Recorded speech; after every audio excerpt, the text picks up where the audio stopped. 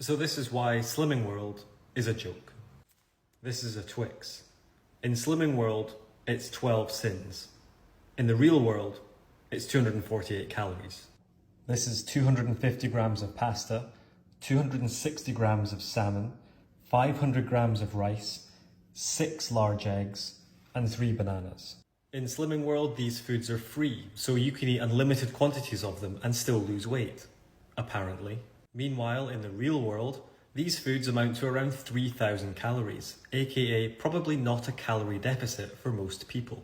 If you're a Slimming World member, you won't know what a calorie deficit is because they withhold this information from you. A calorie deficit is consuming fewer calories than you burn. It is the only way that you can possibly lose body fat. Energy balance. Instead, Slimming World demonize some foods and instruct their members to eat unlimited quantities of calorie-dense foods. You can see the problem. Logic.